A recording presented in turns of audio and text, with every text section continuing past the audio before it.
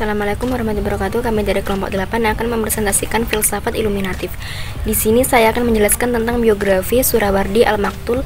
Surawardi yang dikenal juga sebagai Syekh al-Ishraq atau Ibnu al-Arabi al-Surawardi adalah seorang filsuf Persia yang dikenal karena peran pentingnya dalam perkembangan filsafat iluminatif atau Ishraqi pada abad ke-12. Dia lahir sekitar tahun 1154 di Suhraward, Iran dan wafat pada sekitar tahun 1191. Ia adalah seorang tokoh penting dalam aliran filsafat iluminatif yang memadukan unsur-unsur filsafat neoplatonik dengan elemen mistik Islam. Surawardi mengembangkan konsep hikmat al-Ishraq yang diterjemahkan sebagai filsafat iluminatif atau filsafat penyinaraan. Filsafat ini menekankan pentingnya pengetahuan intuitif, pengalaman spiritual, dan pemahaman mendalam tentang hubungan antara alam semesta dan Tuhan. Salah satu konsep utama dalam pemikiran Surawardi adalah tajalli, yang merujuk pada manifestasi ilahi dalam alam semesta.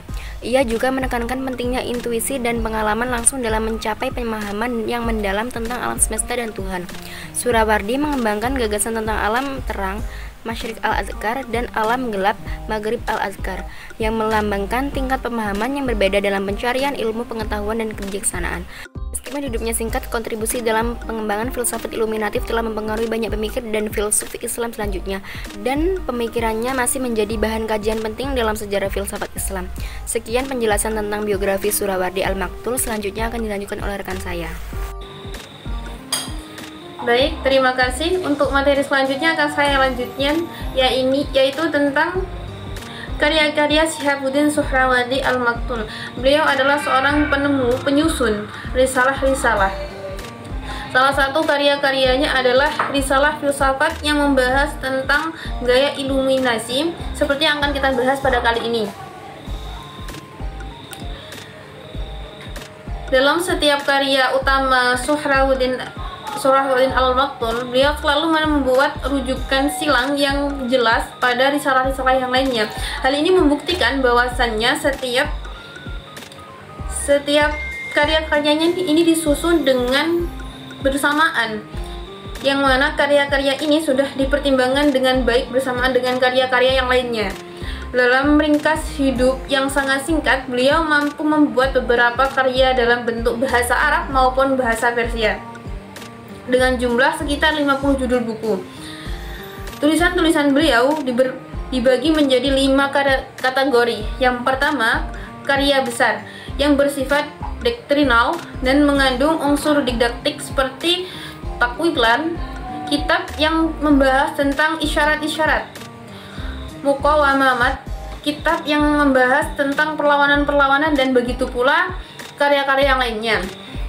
Kedua, risalah-risalah pendek dalam bahasa Arab maupun bahasa Persia seperti Bustal al-Qalbu, Pertawanawah, dan lainnya. Ketiga, yaitu cerita-cerita simbolik dan mistik. Kategori ini lebih seperti novel yang membahas tentang perjalanan hidup. Karya-karyanya seperti Lughati Muran, Risalatu fi al-Ajbar, dan lain-lainnya. Keempat, terjemah atau uraian seperti Risalah al-Khair, Risalatu fi Haqiqat al-Isya, yang mana ini adalah sebagian terjemah-terjemah dari karya-karya penemu-penemu terdahulu seperti Ibnu Sina dan lainnya. Kelima, doa atau permohonan dalam bahasa Arab seperti Kutub al-Sa'ad. Dari berbagai karya-karyanya ini juga banyak komentar-komentar yang ditulis. Karena itu sumber-sumber formalisasi beliau juga sangat banyak. Sekian dari saya, mungkin hanya itu yang bisa saya sampaikan. Untuk materi selanjutnya akan dilanjutkan oleh rekan saya. Baik, di sini saya akan menjelaskan tentang filsafat iluminasi menurut Surawardi al-Maktul. Dari segi bahasa, istilah Ishraq berbeda dengan Masyriq. Yang pertama, menunjukkan pada proses penyinaran dan pencahayaan terhadap yang lain. Yang kedua, menunjukkan pada kategori geografis. Keduanya secara etimologis diturunkan dari kata yang berarti terbitnya matahari. Kesatuan maknawi antara cahaya dan timur dalam peristilahan filsafat istirokiyah berkaitan erat dengan simbolisme matahari yang terbit dari timur. Diidentifisir dengan grosis dan illumination. Penggunaan dua kata ini, istirok dan masyrik, oleh Surawardi untuk menunjukkan sumber pengetahuan hakiki atau tempat sumber datangnya pencerahan, yang kaidah pencapaiannya berbeda dengan pengetahuan diskursif. Jelas bahwa Surawardi menunjukkan kedua istilah tersebut sebagai kias atau tamsil. Kata masyrik dan istirok tidak menunjukkan pada tempat tertentu di atas bumi, tetapi menunjukkan pada daerah dalam jiwa manusia.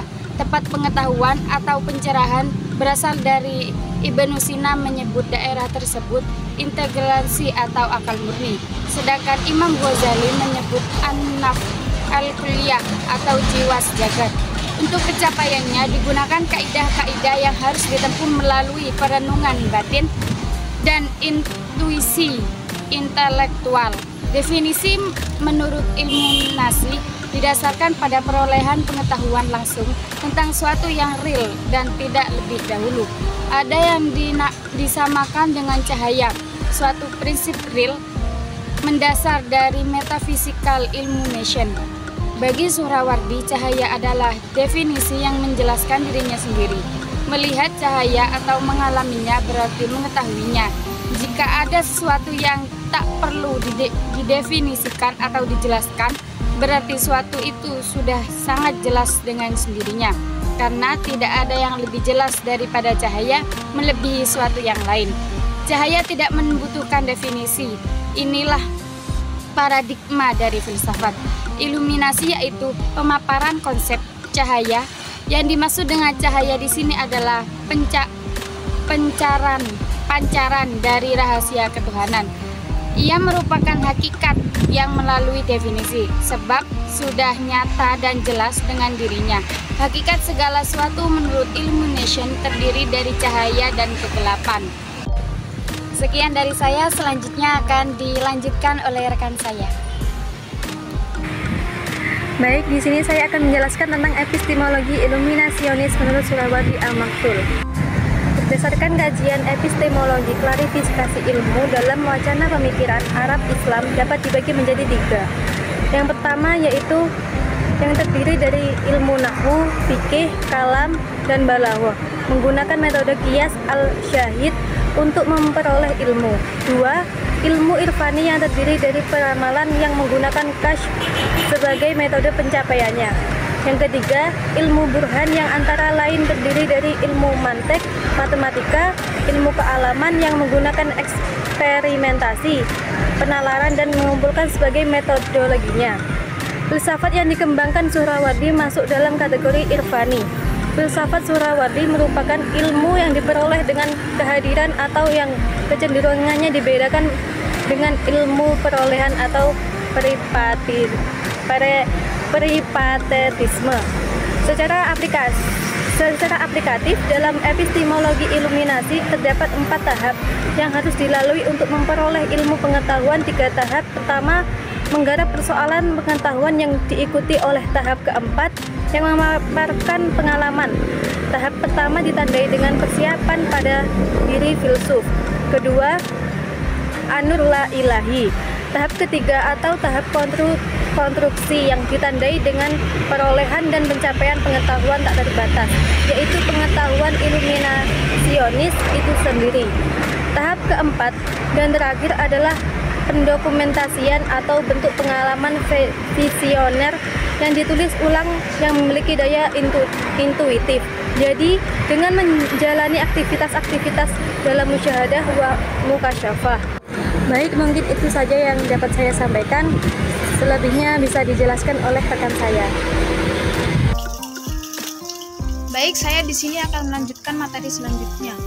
Jadi, setiap wujud dapat mengenal dan mengetahui derajat kesempurnaannya sendiri. Suatu tindakan yang mengetahui diri yang mendorong hasrat, yakni syauq, untuk melihat wujud langsung di atasnya dalam kesempurnaan. Dan tindakan melihat ini kemudian memicu proses iluminasi. teori tentang visi sebagaimana yang dikembangkan oleh Suhrawardi dan digambarkan dalam metafisika filsafat iluminasi adalah penerapan dari teori pada umumnya. Anda kini telah mengetahui bahwa penglihatan bukanlah tercetaknya bentuk objek pada mata dan juga bukan sesuatu yang keluar dari mata. Dengan demikian, tujuan akhir iluminasi menurut Suhrawardi adalah menjadikan manusia ke dalam jajaran alam malaikat, yakni ukul, yang diliputi oleh hakikat dan makrifat tentang Allah, menguasai ilmu Allah, dan dapat meraihnya sebelum kemunculannya ke alam ini. Seperti teori filsafat idealisme, yakni Al-Mutsul Plato. Sekian materi dari saya, kurang lebihnya mohon maaf. Assalamualaikum warahmatullahi wabarakatuh.